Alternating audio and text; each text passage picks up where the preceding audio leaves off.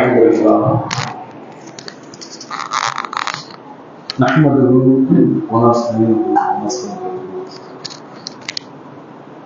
ونعوذ بالله من شرور انفسنا ومن سيئات اعمالنا من يهده الله فلا مضل له ومن يضلل فلا هادي له أشهد أن لا إله إلا الله وأشهد أن محمدا عبده ورسوله أما بعد اتقوا الله حق تقاته ولا تموتن إلا وأنتم مسلمون قال ربي وقل صدري ويسر لي أمري واحلل عقدة من لساني يفقهوا قولي ربي صدري அளவில்லா அருளும் நிகரில்லா பேரன்புரையுமாகிய எல்லா வல்ல அல்லாஹ் என்கின்ற திருப்பெயர் போற்றி ஆரம்பம் செய்கின்றேன்.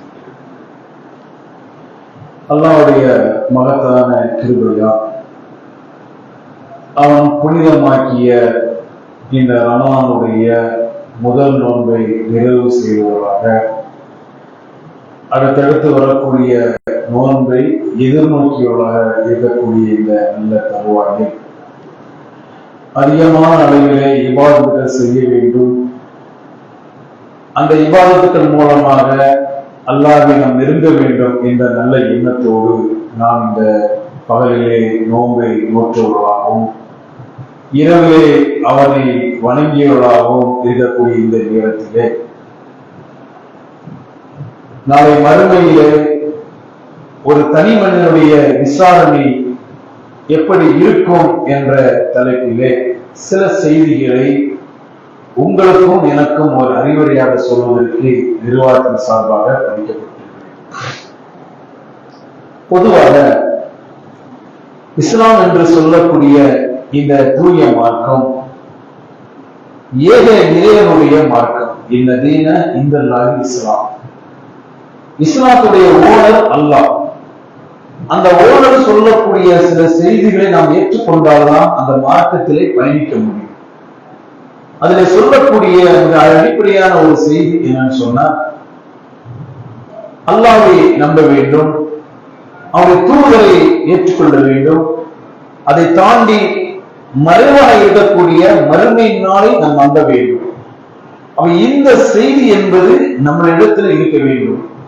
நான் அல்லாஹ்வை ஏற்றுக்கிறேன், தூதரை ஏற்றுக்கொள்வேன், கண்ணுக்கு தெரியாத ஒரு நாளை பத்தி நீங்க சொன்னீங்கன்னா எப்படி ஏற்றுக்கொள்ள முடியும் என்ற நிலை நம்மளுக்கு இருக்கும் என்று சொன்னால் நாம் இஸ்லாத்தில் இல்லை என்பதைத்தான் முதல்ல விளங்கிக் கொள்ள வேண்டும். ஏனென்று சொன்னால் இதெல்லாம் நம்ம சரியான முறையில் பின்பற்ற வேண்டும். இந்த நம்பிக்கை சார்ந்த ஒரு விடயம் தான். அந்த நம்பிக்கையின் குருட்டுத்தனமான ஒரு நம்பிக்கை இல்லை என்பதை நாம் விளங்கிக் கொள்ள வேண்டும். மறுமையே நம்ப வேண்டும். எதற்கு நம்பணும்? உலகத்தில் நாம் செய்யக்கூடிய பாவமான காரியங்கள், ஒரு மனிதனை ஏசி விடுகின்றோம், பேசி விடுகின்றோம், இல்ல ஒரு மனிதனை கொலையே செய்து விடுகின்றோம். கொலை செஞ்சு என்ன செஞ்சிருவாங்க? ஜெயில போடுவாங்க. அடுத்து வெளியே வந்துடுவாங்க, ஜாமீன்ல கொடுத்துருவாங்க, வெளியே வந்துடும், ஜாலியா இருப்பாங்க. என்ன பிரச்சனை? பாய்தா மட்டும் அட்டன் பண்ணணும், அது வக்கீல் பார்த்துக்கிடுவாங்க என்ற நிலையில ஒரு அசட்ட தன்மை இருக்கா இல்லையா? இல்ல 10 கொலை பண்ணிட்டேன், ஆயுள் தண்டனை முடிஞ்சு போச்சு. அதோட அப்ப ஒருத்தனுக்கு ஒரு மனிதர் 10 கொலைகள் செய்து விட்டார் சொன்னால் அவனுக்கு கொடுக்கக்கூடிய உயிரை ஒரு முறையில எடுக்க முடியும். 10 பேருக்கு ஒரு ரெண்டாவது உயிர் எடுக்க முடியுமா? சாத்தியம் இல்லை. அப்ப இது எல்லாம் எங்கே கணக்கு தீர்க்கப்படும்? அல்லாஹ்வுடைய சன்னிதானத்தில், அல்லாஹ்வுடைய மன்றத்தில். அந்த நீதிமன்றம் தான் யாரும் எந்த விடயத்திலும் எந்த மனிதனும் பொய் பேசி தப்பித்துக் கொள்ளலாம், வேற ஏதாவது சாக்குப்போக்கு சொல்லி விடலாம் என்ற நிலை இல்லாமல் அல்லாஹ் நம்ம இடத்துல கேட்கக்கூடிய ஒவ்வொரு கேள்விக்கும் நாமே பதிலாக இருப்போம். அதுதான் அடிப்படை. அப்ப இந்த விடயத்துக்கு உள்ளே செல்வதற்கு முன்பாக மறுமை நாள் என்றால் என்ன அதை நாம் விளங்கிக் கொள்ள வேண்டும். அதுதான் அடிப்படை. மறுமை நாளை பற்றி, அந்த நாள் ஏற்படக்கூடிய ஒரு செய்தியை பற்றி அல்லாஹ் திருமறையில சூரத்துல் ஹஜ் என்று சொல்லக்கூடிய 22வது அத்தியாயத்துல 1வது வசனத்துல பேசி காட்டுகின்றான். நல்ல அல்லாஹ் பேசி காட்டுகின்றான். யா அய்யுஹன் நாசு இத்தகு ரப்பக்கும் இன்ன ஸலாத்த ஸலாதி ஸய்யன் அபீம். மனிதர்களே, எல்லா ஒட்டுமொத்த மனிதனை சொல்றான், மனிதர்களே உங்கள் இறைவனை பயந்து கொள்ளுங்கள், உலகம் அழியக்கூடிய நேரம் என்பது மிக பயங்கரமாக இருக்கும் என்று அல்லாஹ் தன் திருமறையிலே பேசி காட்டுகின்றான். அல்லாஹ் பேசுவது இந்த ஒட்டுமொத்த உலகத்தையும் அழிப்பேன், அந்த அழிக்கக்கூடிய நாளுக்கு முன்பாக எப்படி இருக்கணும், அல்லாஹ்விடத்தை பயந்தவர்களா இருங்க, அல்லாஹ்வுக்கு கட்டுப்பட்ட மக்களாக இருங்க என்ற ஒரு செய்தியை சூரத்துல் ஹஜ்ஜில முதல் வசனத்துல பேசி காட்டுகின்றான். அடுத்து அல்லாஹ் இன்னும் ஒரு இடத்துல பேசி காட்டுகின்றான். எந்த அளவுக்கு என்று சொன்னா இந்த மறுமை நாள். ஏன்னா மறுமை நாளுக்கு அப்புறம் தானே விசாரணை. இதை முதல்ல பார்த்தால்தான் இந்த ரூட்ல நம்ம போனாதான் அந்த விசாரணை எப்படி இருக்கு நமக்கு தெரியும். எடுத்த இடத்துல விசாரணை என்கின்ற நிலையில் நம்ம போனோம்னு சொன்னீங்களேன், அது ஏதோ 10 பயணம் கடந்து விடுவோம். அப்ப அந்த மறுமை நாள் என்பது நம்ம கண்ணால பார்க்க இருக்கக்கூடிய நிகழ்வு. நாளைக்கு நடக்கக்கூடிய அந்த விசாரணை என்பது தனிப்பட்ட நபருக்குரியது. ரெண்டு வேறு விஷயம். மறுமை நாள் என்பது நாம் ஹயாத்தோடு இருப்போம் என்று சொன்னால், இன்னைக்கு ஒரு நாளுக்கு என்கின்ற நிலையில் மறுமை நாள் வருகிறீங்கள, நாம உயிரோடு இருப்போம் என்று சொன்னால் நாம் எல்லாரும் இந்த சம்பவத்தை கண்காணிப்போம், எல்லாரும் பார்ப்போம். அதற்காக திரும்ப திரும்ப சொல்லி காட்டுகின்றான். தனி மனித விசாரணை என்பது நாளை மறுமையில அது வேறு விஷயம். இந்த மறுமை நாள் ஏற்படக்கூடிய இந்த நிகழ்வு இன்னைய தினம் நாம பார்க்கின்றோம். அதுல அல்லாஹ் இன்னொரு இடத்துல சொல்லி காட்டுகின்றான். இந்த மறுமை நாள் எப்படி ஏற்படும் தெரியுமா? அழகாக சொல்றான், உங்களுடைய கண்களை இமைக்கக்கூடிய நேரம் எவ்வளவு இருக்கும்? சிமிட்டுமா எவ்வளவு ஆகும்? ஒரு செகண்ட். அல்லாஹ் சொல்றான், வானங்களிலும் பூமியிலும் வருமானம் பற்றி நாம் அல்லாஹ்வுக்கே உரியது. உலகம் அழியக்கூடிய நேரம் என்பது அது எப்படி ஏற்படும் என்று சொன்னால், கண்ணை இமைக்கக்கூடிய நேரத்தை விட அதை விட குறைவான நேரத்தில் இந்த உலகத்தில் அழிச்சுடுவோம் அப்படின்னா. ரொம்ப நேரம் இல்ல, ரொம்ப நேரம் ஆகாதுங்கிறாங்க. கண்ணை மூடி திறக்கிறது எவ்வளவு நேரம்? சிமிட்டுறமா இல்லையா? ஒரு நிமிஷத்துக்கு எத்தனை முறை கண்ணை சிமிட்டுகின்றோம். அல்லாஹ் சொல்றான், இவ்வளவு பிரம்மாண்டமா இருக்கக்கூடிய இந்த அண்ட சராசரத்தை அல்லாஹ்வாகிய நான் அழிப்பதற்கு ரொம்ப நேரம் இல்லை. நீ கண்ணை மூடி தோற முடிஞ்சு போச்சு, அவ்வளவுதான். அப்ப எவ்வளவு நெருக்கம் பாருங்க, எவ்வளவு ரொம்பவும், அதாவது நம்ம நினைக்கிற மாதிரியான ஒரு உலகம் இல்லை என்று அல்லாஹ் தெளிவுபடுத்துகின்றார்.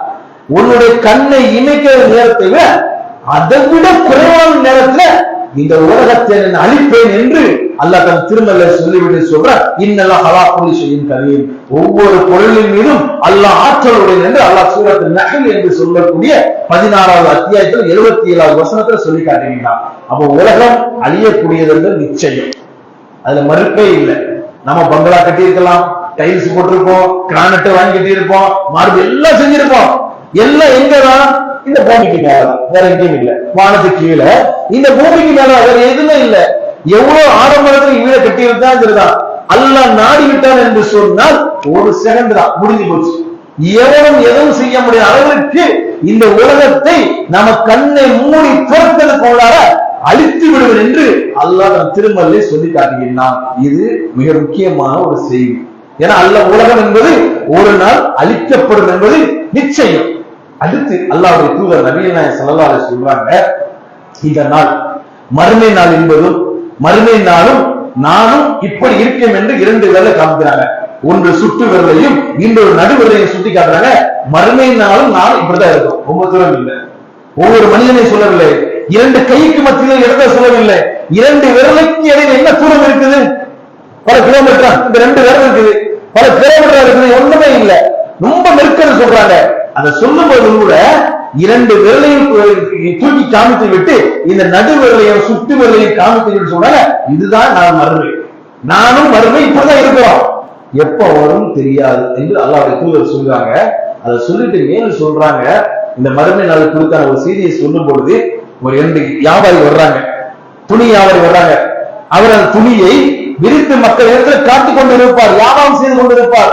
அந்த துணியை வியாபாரம் செய்து முடித்து வைத்தது போல அந்த மறுமை நாள் வந்துவிடும் என்று அல்லாஹ்வுடைய தூதர் சொல்றாங்க. இன்னொரு இடத்துல சொல்றாங்க, ஒட்டகத்திலிருந்து ஒரு மனிதன் பாலை கறந்திருப்பான், அந்த பாலை கறந்திருவன் அவன் அதை பரியிருக்க மாட்டான், அதற்கு முன்பாக அந்த மறுமை நாள் வந்துவிடும் என்று அல்லாஹ்வுடைய தூதர் சொல்றாங்க.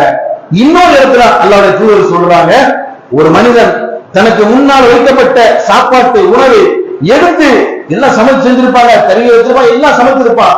சமைச்ச அந்த உணவை எடுத்து அவனால் புசித்திருக்க மாட்டான், மறுமை நாள் வந்துவிடும் என்று அல்லாஹ்வுடைய தூதர் நபிகள் நாயகம் ஸல்லல்லாஹு அலைஹி வஸல்லம் செய்தியை பார்க்க முடியும். எவ்வளவு நேரம் நினைச்சுக்கிறேன், சோத்தை எடுத்து வாயில வைக்க மணிக்கணக்கா ஒண்ணுமே இல்லை, எடுத்தா திங்கப்பறம் முடிஞ்சு போச்சு.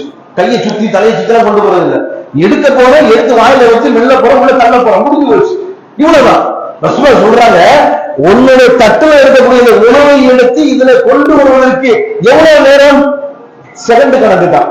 அப்ப அந்த நேரத்துல இந்த மறுமை நாள் ஏற்பட்டு விடும் என்று அல்லாஹ்வுடைய தூதர் அன்பு தலைவர் நபிகள் நாயகம் ஸல்லல்லாஹு அலைஹி வஸல்லம் எச்சரிக்கக்கூடிய ஒரு செய்தியை பார்க்க முடிகின்றது. இது அடிப்படை. மறுமை நாளை நாம் நம்ப வேண்டும், மறுமை நாளுக்கு பின்னால் இருக்கக்கூடிய வாழ்வை நம்ப வேண்டும். இந்த மறுமை நாள் எப்படி ஏற்பட போகின்றது, எவ்வளவு பயங்கரமா இருக்கும் என்பதை அல்லாஹ் தன் திருமறையில பேசி காட்டுகின்றான். சூரத்துல் ஹஜ் அதே அத்தியாயத்துல 2வது வசனத்துல முதல்ல சொன்னது முதல் வசனத்துல சொன்னா, அடுத்து 2வது வசனத்துல சொல்றா, நீங்கள் அதை பார்க்கக்கூடிய நேரத்தில் எதை? மறுமை நாள் நீங்கள் பார்க்கக்கூடிய அந்த நேரத்துல பாலூட்டக்கூடிய ஒவ்வொரு பெண்ணும் தான் எதற்காக பால் ஊற்றாள் என்பதை மறந்து விடுவாள். தன் பிள்ளையத்தை கொடுத்திருப்பாள், தன் பிள்ளைக்கு தன் மார்போடு அனைத்து பாலை கொடுத்திருப்பார். அப்படி கொடுக்கக்கூடிய நேரத்துல இந்த மறுமை நாள் வரக்கூடிய அந்த சம்பவத்தை அவள் பார்த்து விட்டார் என்று சொன்னால் நான் எதற்கு பால் என்று மறந்து விடுவாள். அடுத்து அல்லாஹ் தன் திருமலையை சொல்லி காட்டீங்கன்னா, ஒவ்வொரு கர்ப்பிணியும் அவளுடைய பிரசவத்தை, அவள் தன்னுடைய கருவில் இருக்கக்கூடிய அந்த சிசுவை அவளே அறியாமல் அவள் ஈண்டு விடுவாள் என்று அல்லாஹ் தன் திருமலையை பேசி காட்டுகிறார். சூரத்துல் ஹஜ் என்கிற 22வது அத்தியாயத்துல 2வது வசனத்தை பேசி காட்டுகின்றார். அப்ப எவ்வளவு கடுமையா இருக்குன்னு பாருங்க. எந்த தாயாத பிள்ளை மறப்பாளா? அது கையில இருக்கிற பச்சை பிள்ளை பாலுடைய மரபாக அந்த பச்சை மண்ணை ஒரு தாய் மறக்க முடியுமா? அல்லாஹ் சொல்றா, உன் பிள்ளை நீ மறந்து விடுவாய், உன்னுடைய கருவில் இருக்கக்கூடிய அந்த கருவை சுமந்து கொண்டிருப்பாய். ஆனால் இந்த நிகழ்வை நீ பார்த்து விட என்று சொன்னால் அந்த கருவில் இருக்கக்கூடிய அந்த குழந்தையாவது ஒன்னே அறியாமல் ஈண்டு விடுவாய். பிரசவ வேதனை சொல்லி காட்டுகின்றான். எந்த வேதனை இருக்கா? ஏன் இந்த வேதனை உனக்கு இருக்கும்? இதெல்லாம் தாண்டி ஒரு வேதனை உன்னுடைய கண்ணுக்கு முன்னால் நிற்கும். அதுக்கு ஒப்பிடும் போது இது ஒன்றுமே இல்லை என்று அல்லாஹ் சொல்லிவிட்டு அடுத்த வரல சொல்றார், நாமெல்லாம் இதை பார்க்கக்கூடிய நிலை இருக்கும் என்று சொன்னால் ஒருத்தர் மாச சுகாரா சுகாரா இதை மக்கள் பார்க்கக்கூடிய நிலை இருப்பார் என்று சொன்னால் நாம எண்ணிக்கொள்வோம், இவர்களெல்லாம் போதையில் இருக்கிறாங்க, ஏதோ சரக்கு அடிச்சுட்டு இருக்காங்க ஐயா என்று மனிதன் எண்ணிக்கொள்வான். உலாக்கின் அதாவில் சொல்லி அவங்க ஒருபோதும் போதையில் இல்லப்பா, அல்லாஹ்வுடைய அதாவை பார்த்து விட்டார்கள், அல்லாஹ்வுடைய வேதனை கண்டு விட்டார்கள். ஆகையால அல்லாஹ்வுடைய வேதனை மிக கடுமையானது என்று அல்லாஹ் தன் திருமறையிலே பேசி காட்டுகின்றார். இதுதான் உலகம் அழியதற்கு உண்டான அறிகுறி. அந்த உலகம் வரக்கூடிய நேரத்தில் இந்த உலகமானது மறுமையை நோக்கி அடுத்த பயணத்தை எடுத்து வைக்கக்கூடிய நேரத்தில் இந்த சம்பவங்கள் இருக்கும் என்று அல்லாஹ் மேலோட்டமா சொல்லி காட்டுகின்றான். இதெல்லாம் நம்முடைய கருத்துக்களை கொண்டு வந்து பாருங்க. இந்த சொன்ன இந்த நிகழ்வுல ஒரு தாய் செய்யக்கூடிய செயலை, ஒரு தாய் தன்னுடைய கருவில் இருக்கக்கூடிய அந்த சிசுவை ஈன்றெடுப்ப சாதாரண விடயமா? சாத்தியமே இல்லை, சாத்தியமில்லாதது. அவ்வளவு வேதனைப்பட வேண்டும், அவ்வளவு கஷ்டங்கள், அவ்வளவு துயரங்கள். அவ்வளவு துயரத்தையும் அல்லாஹ் பேசி காட்டீங்கன்னா அவளே அறியாமல் அந்த சிசுவானது வெளியே வந்துவிடும் என்று அல்லாஹ் திருமலை பேசி காட்ட சொல்ல அந்த நிகழ்வு எப்படி இருக்கும் என்பதை ஒப்பிட்டு பேசி காட்டுகின்றான். இது ஒரு நிலை. அடுத்து இன்னொரு இடத்துல அல்லாஹ் பேசி காட்டினா சூரத்துல் கியாமா. சூரத்துல் கியாமால 75வது அத்தியாயத்துல 11வது வசனத்துல பேசி காட்டுகின்றான். இந்த மறுமை நாள் ஏற்படக்கூடிய அந்த நேரத்துல மனிதனுடைய ஒவ்வொரு நிலையை பற்றி அப்படியே விவரிக்கின்றான். எந்த அளவுக்கு பைதா பரிக்கல் பசர் பாடுகள் எல்லாம் நிலைபெற்று இருக்கக்கூடிய நேரம் அது. அப்படியே என்ன செய்வான் என்று தெரியாது. ஏன்னா உலகமே உடையக்கூடிய ஒரு சூழல், உலகமே ரெண்டா உடையக்கூடிய ஒரு நிலை. அந்த நிலையில நாம் இருந்தோம் என்று சொன்னால் என்ன நிலை ஏற்படும்? பைதா பரிக்கல் பசர். அந்த நேரத்துல அவருடைய பார்வையில் நிலை கொடுத்து நிற்கும். சந்திரன் ஒளியிலிருந்து நிற்கும். சூரியனும் சந்திரனும் ஒன்றிணைக்கப்படும். எங்கே தங்கக்கூடிய இடம் இருக்கிறது, தப்பிக்கக்கூடிய இடம் எங்க என்று அவன் மனிதன் கேட்பான். கல்லாலா வசர், எந்த இடமும் இல்லை, நீ எங்கே போக முடியாது, நீ சாவத்தான் செய்யும் என்று அல்லாஹ் தன் திருமறையில சூரத்துல் கியாமால பேசி காட்டுகின்றான். இப்பேற்பட்ட நிகழ்வு முதல் விஷயத்தை அல்லாஹ் சொல்லி காட்டுகின்றா வாய் ஃபைதா பரிக்கல் ஃபஸல். அவன் அந்த நிகழ்வை பார்க்கக்கூடிய நேரத்துல அவனுடைய பார்வை நிலகுத்து நிற்கும், அப்படியே நிலைச்சிட்டு நிற்பான். என்ன செய்ய, ஏதாவது தப்பு பண்ணிட்டேன்னு எப்படி இருக்கும்? தப்பு பண்ணிட்டோம், கையங்களோ மாட்டிட்டோம், ஒண்ணுமே செய்ய முடியாது. ஆதாரம் இருக்கின்றது, ஆட்கள் எல்லாம் பார்க்கிறாங்க, சிசிடிவி கேமரா இருக்குது, எல்லாம் இருக்குது, எந்த பொய்யும் சொல்ல முடியாது, யாருக்கும் மறைக்க முடியாது என்ற நிலையில் இருக்கும்போது அப்படியே நிலைச்சு பண்ணிப்போமா இல்லையா? அதெல்லாம் தாண்டி இந்த கியாம நாள் வரக்கூடிய நேரத்துல, மறுமை நாள் வரக்கூடிய நேரத்துல அவனுடைய பார்வைகள் நிலைகுறுத்திக்கு அப்படியே நிற்பானா. என்ன செய்வது என்று தெரியாதவனுக்கு நிற்கக்கூடிய நேரத்துல அல்லாஹ் சொல்றான் அமர், சூரியன் சந்திரன் இருக்கா இல்லையா, இந்த சந்திரன்ல ஒளியை இழக்க செய்து விடுவான், இருட்டாக இருக்குங்கிறான். வெளிச்சம் இருக்கா இல்லையா சந்திரன்ல? சந்திரன்ல ஒரு வெளிச்சம் ஏற்படும், அந்த வெளிச்சத்தை சொல்லும் பொழுது அதில் இருந்து அந்த வெளிச்சத்தை நான் போக்கி விடுவேன், இருட்டாக இருக்கும். கமர், சூரியனையும் இந்த வெளிச்சம் இல்லாத இந்த சந்திரனையும் ஒன்றோடு ஒன்றாக மோதவிட்டு விடுவேன். எப்படி இருக்கும் தெரியுமா? இன்னைக்கு சூரிய கிரகணம் சந்திர கிரகணம் பார்க்கிறோமா இல்லையா? அந்த சந்திரனும் சூரிய கிரகணம் எப்படி ஏற்படுது? ஒன்றோடு கிராஸ் ஆகும்.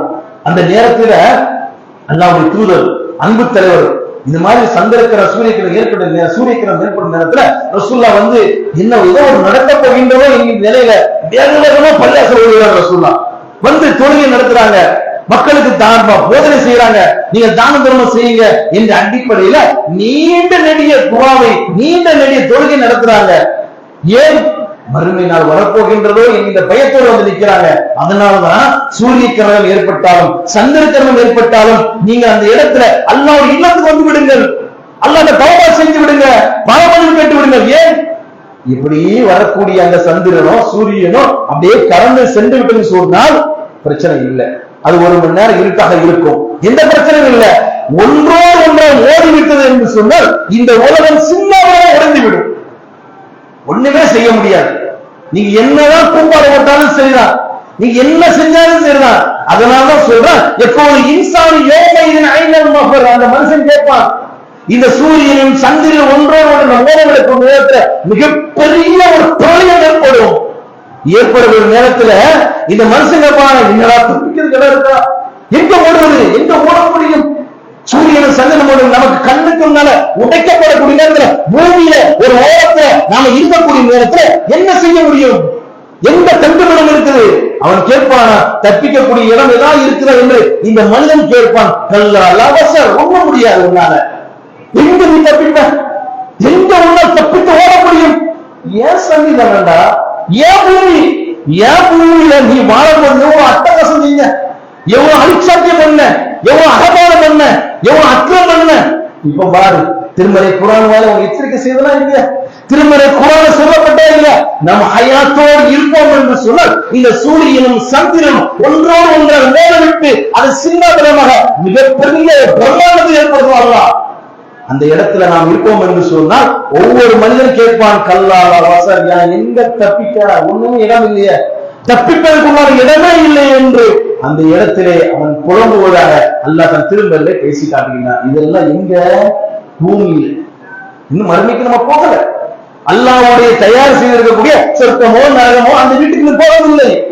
அதற்கு முன்பு நம்ம பூமியில ஹயாத்தோடு இருக்கக்கூடிய நேரத்துல இந்த உலகம் அழிக்கப்படுமா இல்லையா?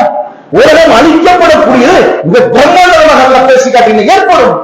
சாதாரண நிகழ்வு இல்லை. அவன் படைத்தை, இந்த உலகத்தை அவன் அழிப்பதற்கு ரொம்ப நேரம் ஆகாது என்று திருமறை வாயிலாக திரும்ப சொல்லி காட்டுறான். சொல்ல எதற்காக? எச்சரிக்கை நம்ம வர வேண்டும் என்பதற்காக. இன்னும் பாருங்க, அந்த நேரத்துல எந்த மனுஷனும் யாரும் உதவி செய்ய மாட்டான். அதான் மிகப்பெரிய ஒரு அநியாயம். உலகத்துல ஒரு அத்தாவுக்கு அம்மா, ஒரு அத்தாவுக்கு பிள்ளை உதவி செய்வாங்க இல்லையா? செய்வோம். எப்படியாவது இருந்தாலும் அதுதான் கட்டுனாரு, தேங்காய் வேண்டாம், அதை வேண்டாம் சொல்ல ஏதாவது செஞ்சிருவான். இந்த மறுமை நாள் ஏற்படும் பொழுது எவனும் கண்ணு தெரியாது. நல்லா பேசி காட்டுறீங்க, யாருமே தெரியாது. ஜமாத் தலைவர் போயா, ஏன் வேலை எனக்கு இருக்குது என்று போயிடுவான். அவ்வளவு கடுமையாக இருக்கும். எனக்கு என்ன தெரியல, நான் எங்க போவது என்ற நிலையில அல்லாஹ் தன் திருமறையில சூரத்துல் அபஸ என்று சொல்லக்கூடிய 80வது அத்தியாயத்துல 33வது வசனத்துல பேசி காட்டுகிறார். ஃபைதா ஸாஹிஸாஹா யௌம யஃபிரு மர்உ மின் அஹி வ உம்மிஹி வ அபீஹி வ ஸாஹிபதிஹி வ பனீஹி அல்ல அடுத்தடுத்து சொல்லி காட்டுகிறான். நாமெல்லாம் யாரை பெருசா நினைச்சோமோ, எந்த அம்மாவை பெருசா நினைச்சோமோ, எந்த அக்காவை பெருசா நினைச்சோமோ, எந்த மனைவி எந்த மக்களை நம்ம பெரிய அந்த உலகத்தை எல்லாம் தாண்டி பெருசா நினைச்சோமோ, அந்த மக்களை அல்லாஹ் சுப்ஹானஹு வ தஆலா பேசி காட்டுகின்றான். ஒவ்வொரு ஆளாவும் சொல்றான். எப்படி சொல்றான்? அந்நாளிலே பெரும் சத்தம் ஒன்று ஏற்படும். மிகப்பெரிய மறுமை நாள் ஏற்படும் போது மிகப்பெரிய சவுண்ட் ஏற்படும், சத்தம் ஏற்படும். அந்த ஏற்பட்ட அந்த நேரத்தை சத்தம் தான், வேற ஒன்றும் இல்லை, ஒரு சவுண்ட். இந்த சத்தம் ஏற்பட்ட உடனே தனது சகோதரனை விட்டு விரண்டு ஓடிடுவான். அண்ணனை விட்டு முதல்ல சொல்றான். தன்னுடைய சகோதரனை தன்னுடைய சகோதரனை விட்டு அவன் விரண்டு ஓடுவான். எந்த தாய்களை இந்த உலகத்துல மார்க்கத்தை அடமான வைத்தோமோ அந்த அம்மா பக்கத்தில் நிற்பாங்க. பெத்த தாய் பக்கத்தில் நிற்பாங்க. இந்த சத்தத்தை கேட்ட உடனே அம்மா நம்மளை அழைப்பாங்க. இதே என்னடா மகனே இப்ராஹிமா என்னை பிடிச்சுக்கிறாரு கூட போவான்னு சொல்லி ஓடி விடுவான். நல்லா பேசி காட்டுகின்றான். எந்த தாயை பத்தி நாம எவ்வளவு பெருமை பேசுகின்றோம். இந்த தாய் இல்லாம இந்த உலகமே இல்லை என்றுதான் பேசுகின்றோமே. அந்த தாயை அந்த நேரத்துல இந்த மகன் அவன் மறந்து விடுவான். ஏன்? அதோட நிகழ்வு கடுமையாக இருக்கும்.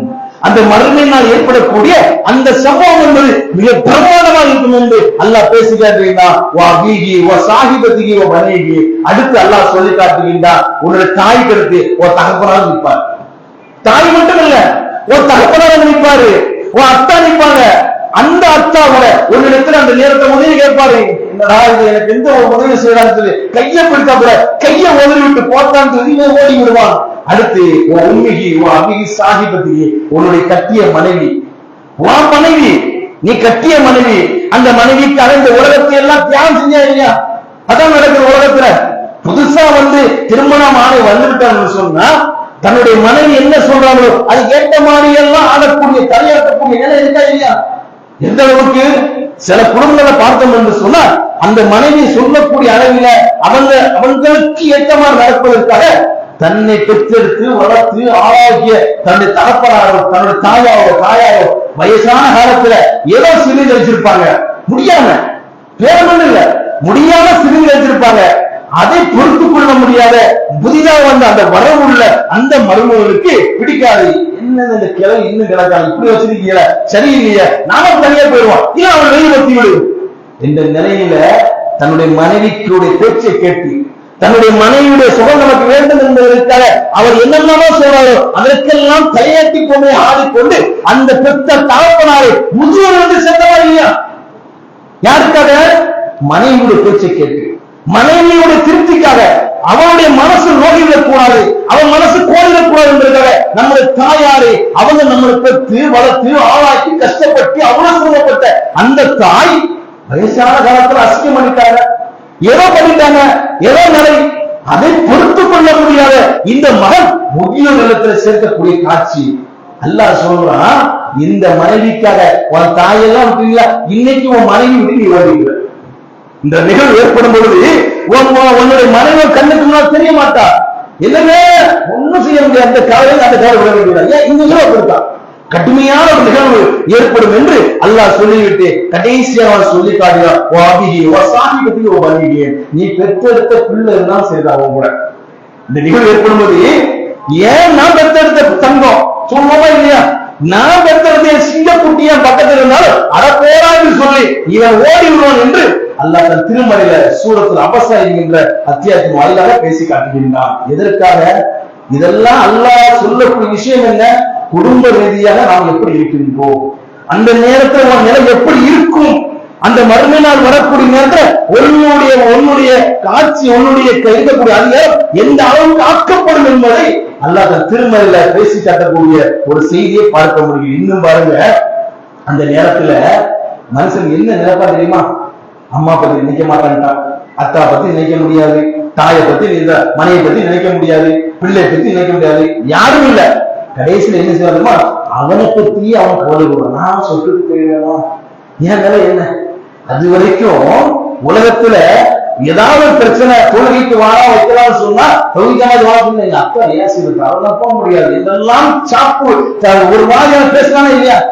இந்த நிகழ்வு ஏற்படும் பொழுது அல்லாஹ் சொல்லி காட்டுறார், மின்கும் யோகமதில் சத்தனை அந்நாளிலே ஒவ்வொரு மனுஷனும் அவனை பற்றிய நிகழ்வு இருக்காது. பிரயோகத்தில் எந்த கவலை கொள்ள மாட்டான். தன்னுடைய நிலையிலே இருப்பான். என் நிலை என்ன, நான் என்ன நிலையில் இருப்பான் என்ற நிலையிலே அவனுடைய கவனம் முழுமையாக இருக்கும் என்று அல்லாஹ் தன் திருமறையிலே பேசி காட்டுகின்றான். எனக்கு என்ன சுயநலவாதியாக ஆகிவிடுவான் என்று அல்லாஹ் சொல்றான். மறுமை நாள் ஏற்படக்கூடிய நேரத்துல இந்த சத்தம் ஏற்பட்ட உடனே எனக்கு என்ன ஏற்பட போகுது, நான் எப்படி இருப்பேன் என்கின்ற இந்த கவலையோடு தான் அவருடைய வாழ்க்கை இருக்கும் என்று அல்லாஹ் திருமறையை சொல்லி காட்டுகிறார். ஒரு நாள் நீங்க அஞ்சு கொள்ளுங்கள், அதுதான் மீண்டும் அல்லாஹ்விடத்தில் வர வேண்டியிருக்கின்றது என்று அல்லாஹ் தன் திருமறையில பேசி காட்டக்கூடிய செய்தியை பார்க்க முடிகிறது. இதெல்லாம் எதற்கு என்று சொன்னால் மறுமை நாள் வரக்கூடிய இந்த நேரத்துல, மறுமை நாள் சம்பவக்கூடிய நேரத்துல நாம் எப்படி நிலை இருப்போம், என்ன நிலையில ஆளாக்கப்படுவோம், நம்முடைய உள்ளங்கள், நம்முடைய குடும்பத்தார், நம்முடைய சொத்தப்பட்ட எல்லாருமே என்ன நிலையில் ஆளாக்கப்படுவார்கள் என்கின்ற சில செய்தியைத்தான் இன்றைக்கு நாம் சொல்ல முடியும். இது பெரிய வரலாறு, பெரிய தொடர் இருந்த போதிலும் அடுத்தடுத்த நிகழ்வுகளை நாம் நிறைய செய்திகள் பார்க்க வேண்டியிருப்பதால மறுமை நாள் குறித்தான செய்திகள் நமக்கு இதுவரைக்கும் போதும் என்று கூறியவராக இன்னைக்கு நம்ம பேசின இடத்துல இருந்து சில கேள்விகள் கேட்கணுமா இல்லையா? கேட்கணுங்களா? ஆமா, கவனமா கேட்டிருக்காங்க. அதனால ஆண்களுக்கு 2 கேள்விகளும் பெண்களுக்கு 2 கேள்வி, மொத்தம் 4 கேள்வி சொல்லுவோம். கேட்போமா? சரி.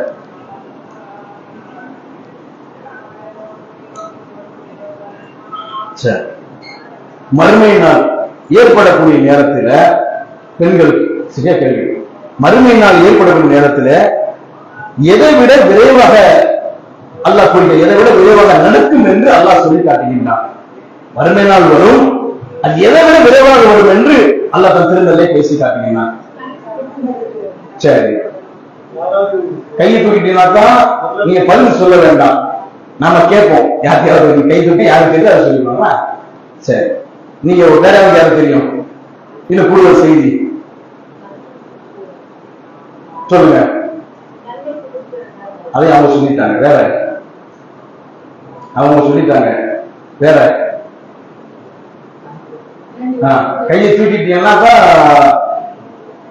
அதாவது ஒரு தெரியும் சொன்னா கையை தூக்கிட்டு சொன்னா நம்ம கேட்போம்.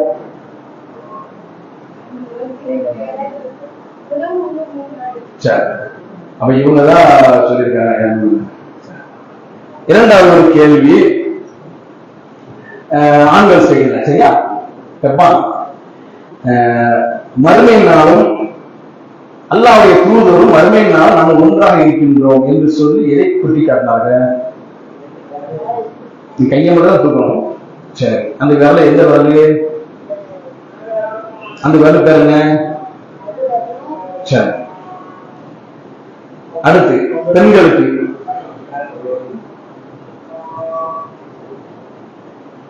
பெண்களுக்கு மறுமை நாள் ஏற்படக்கூடிய நேரத்தில் மக்களுடைய ஒரு மனநிலை பற்றி அல்லாஹ் விவரிக்கின்றான். மக்கள் எல்லாம் ஒரு மனநிலை இருப்பாங்க என்ற ஒரு விவரம் இருக்கான். அது என்ன மனநிலை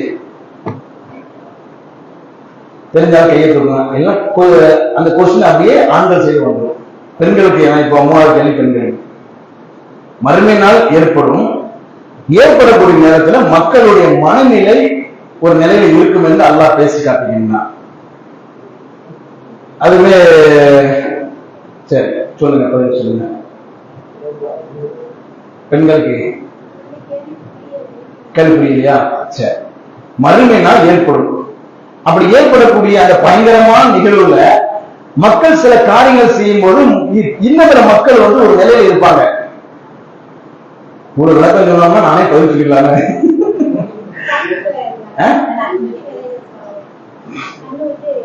இல்ல, நீங்க தெரியும் சொன்னா கையை மட்டும் தூக்குங்க. நான் வேற யாரும் தெரியும் சொல்லுங்க. ஏன்னா அவங்க மிகப்பெரிய பரிசு அறிவிப்பாங்க. அதனாலதான், அதாவது எனக்கு தெரியும்னா கையை மட்டும் தூக்குங்க, நான் யார்கிட்ட கேட்கிறேன்.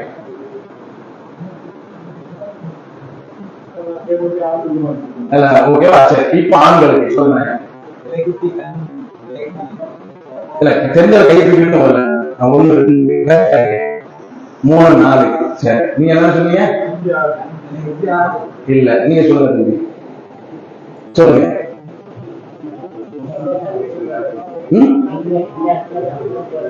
இல்ல, வேற யாருக்கு? சொல்லுங்க. சொல்லு. இல்ல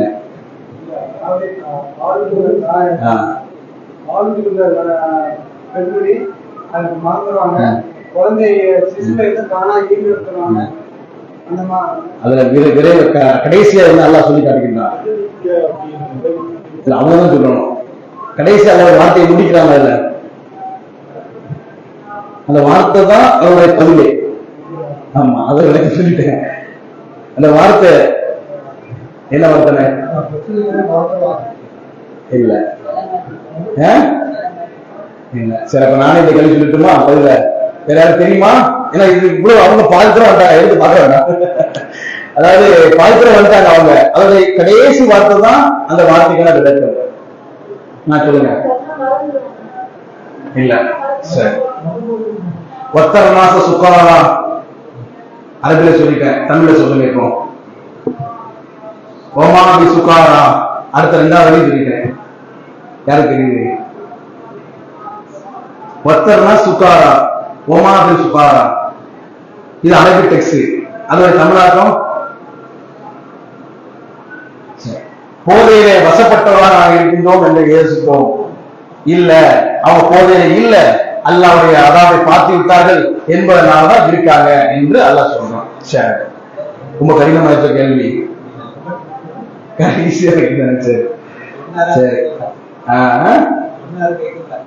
சொல்லவே இல்லையா அவங்க? உங்களுக்கு சரி சரி, எளிமையான ஒரு கேள்வி கேட்டுருவாங்க. கடைசி ஆண்கள் கேட்போம். 3 ஆண்களுக்கு 4வது ஆண்களுக்கு 3வது வந்து யாருக்கும் இல்லை. பரிசு எனக்கு வீட்டுக்கு அனுப்பிடுங்க, நான் தான் சொல்லியிருக்கேன். சரி, கடைசி இறுதியில அதாவது மனிதன் வந்து கேட்பான். நிலை வைத்திருக்கக்கூடிய அந்த நேரத்திலே அவன் கேட்கக்கூடிய தப்பிக்கக்கூடிய இடம் ஏதாவது இருக்குதா என்று கேட்கும்போது அல்லாஹ் ஒரு வார்த்தையை பயன்படுத்துகின்றான்.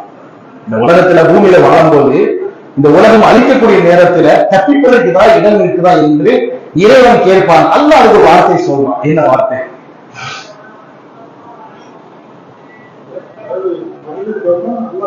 நம்ம மனிதன் கேட்பான், உலகமே அழிந்து போச்சு, நான் எங்க தப்பிப்பது என்று கேட்கும் பொழுது அல்லாஹ் அதுக்குண்டான வார்த்தையை சொல்லி காட்டுகிறான், சொல்லுவான்.